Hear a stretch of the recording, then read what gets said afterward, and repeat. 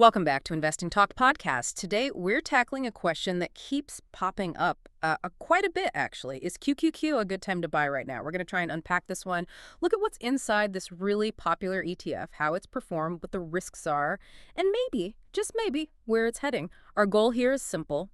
Give you the insights from the latest analysis so you can feel, genuinely informed. And hey, before we really get started, if you find these chats valuable, please do us a favor. Subscribe, like this episode, drop a comment below. It really helps. Seriously, let us know what you think. And if there's a particular stock or investment you want us to dig into next time, mention it in the comments. We love hearing from you. Okay then, QQQ.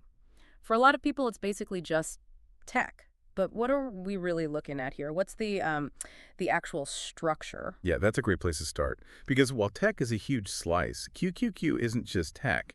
Its job is to track the Nasdaq 100 index. A Nasdaq 100? Right, and that index, it's the 100 largest non-financial companies listed on the Nasdaq.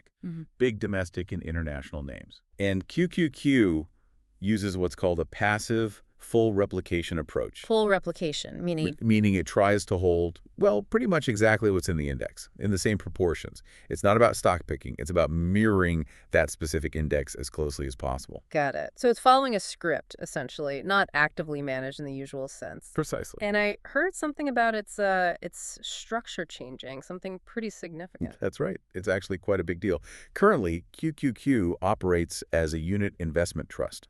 A UIT. A UIT. Okay. What does that practically mean? Well, think of a UIT as being a bit more rigid. Historically, they couldn't just reinvest dividends easily back into the fund. They could be less tax efficient sometimes, just generally less flexible than many modern ETFs. Right. But the big news is management is asking shareholders to approve a change. They want to reclassify it as a management company, probably effective around July 2025. A management company. Is that more standard? Oh yeah, much more standard. That's the open-end fund structure most ETFs you see today use. And the benefit would be? More flexibility, potentially better tax efficiency, easier dividend reinvestment, maybe even lower expenses down the line. It's really about modernizing it, bringing it in line with its peers. Okay, that's definitely something for long-term holders to note. So structure aside, let's peek under the hood. What's actually inside QQQ right now? What are the heavy hitters? Okay, so as of June 30th, 2025, it holds 101 different securities. 101. But here's the kicker, the concentration. The top 10 holdings make up nearly half the fund. Half. In just 10 stocks. Almost. About 49.5%. Yeah. And you know the names, Microsoft, Apple, NVIDIA, Amazon, Meta Platforms. That's giants. Exactly. Broadcom, both Alphabet share classes, Tesla, even Costco Wholesale is in there. Wow. So that concentration must mean a pretty strong sector bet then. Absolutely. It screams large cap growth. And sector-wise, information technology is dominant, around 49%. Nearly half again. Yep.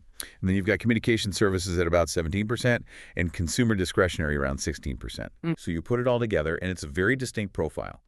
Overwhelmingly U.S.-based companies focused on growth, heavily weighted towards tech and tech-adjacent sectors. All right, so we know what it is. Structure, holdings, sector bets. But how is it actually done? What's the performance story? Well, the track record is pretty compelling. As of that same date, June 30th, 2025, the one-month return was 2.1%. Okay. The one-year return, 24.7%. Impressive. And the five-year return was a huge 144%. Wow, 144% over 5 years. Yeah. And importantly, going back to that replication strategy, it shows very minimal tracking difference and low tracking error. Meaning it does what it says on the tin, tracks the index really closely. Exactly. It hugs that Nasdaq 100 benchmark very tightly. That consistency is key. Those are certainly attention-grabbing numbers, but for, the average person thinking of buying, what about the practical side, costs, and how easy is it to trade? Costs are definitely competitive. The expense ratio is 0.2%. 0.2%? Okay. Yeah, no current fee waivers, but like we said, that potential structure change could maybe lead to lower fees later. We'll see. And treating it.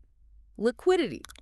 Liquidity is exceptional. It's actually the second most traded U.S. ETF overall. Second most traded. That's huge. It is. Average daily volume is something like 52 million shares. So no problem getting in or out then? None at all.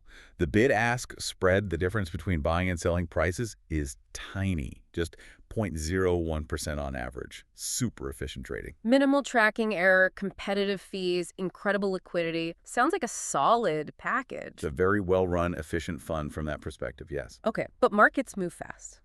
past performance, as they say. So let's shift gears a bit. What's the recent story? How's it looked lately, and what's coming up? Good question. So looking back, Q2 was incredibly strong. It returned 17.80% on a NAV total return basis. 17.8% in one quarter. Yeah, significantly beat the S&P 500, driven by broad strength, especially in tech and anything related to digital assets. But more recent. More recently, things cooled off a little. Early September saw a small dip, about -0.84%. And that led some analysts to downgrade it slightly, from like a strong buy candidate to just a buy candidate. Okay, bit of a breather. Yeah, and trading in late August, early September also saw, tighter price ranges and lower volume. For short-term traders, that might signal a pause, maybe a potential trend change brewing, something to watch. Right. So what should we be watching? What are the key dates or events coming up in the next, say, 3 months? Okay, calendar time. October is busy. We'll start getting Q3 tech sector previews early in the month. Sneak peeks. Kind of. Then the ETF itself has its official quarterly rebalancing on October 18th. Minor shifts, maybe? And the big one. Big tech earnings start rolling out around October 24th.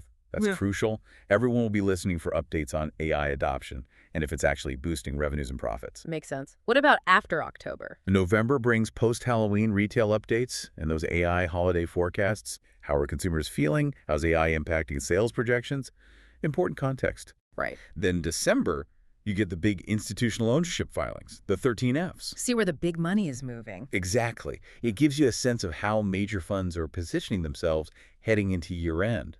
But really, those Q3 earnings for the mega caps are probably the main event short-term. And thinking a bit further out, any longer-term catalysts? Yeah, a few things. That whole conversion to an open-end fund structure we talked about, that's a big one. If it goes through, the effects could play out over years. Better efficiency, potentially lower costs. The modernization continues. Right. Also, keep an eye on the Nasdaq index itself. They could revise their methodology, maybe change sector definitions or something, perhaps by the 2026 reconstitution. So the underlying rules could change. Potentially. Yeah. And finally, just the constant pressure in the ETF world to lower fees. Competition is fierce, so QQQ's expense ratio might drift down over time anyway. Okay, lots to track. Now, let's talk about the other side of the coin. Risks. Every investment has them. What are the big ones for QQQ? Well, the most obvious one stems directly from that concentration we discussed. It's the top-heavy nature. Exactly. Having over 40% in just the top 3 tech stocks, that's significant.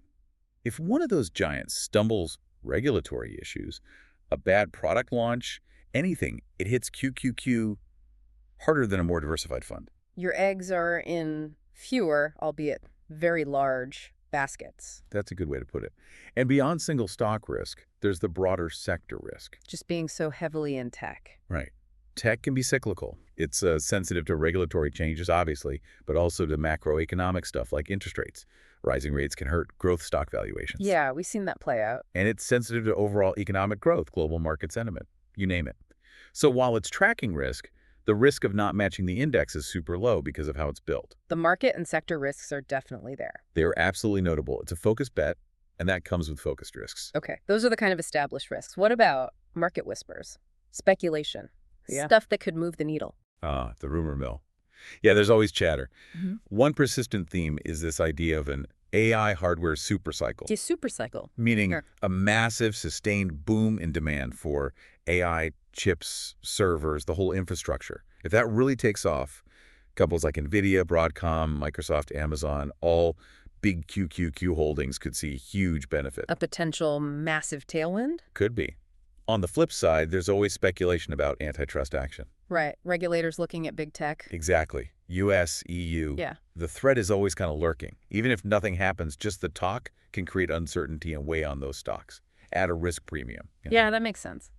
Anything else floating around? Well, sometimes you hear chatter about weird EPF flows, maybe big spooks in options activity around QQQ. People try to read the tea leaves, guess big funds are making moves. Tactical positioning? Could be. And finally, there are always rumors about major M&A among the top tech firms. If one of the big QQQ names got involved in a mega deal, that could cause some serious short-term volatility for the whole ETF. Okay, so a mix of potential upsides and downsides in the speculation zone. Pretty much standard for this part of the market, really.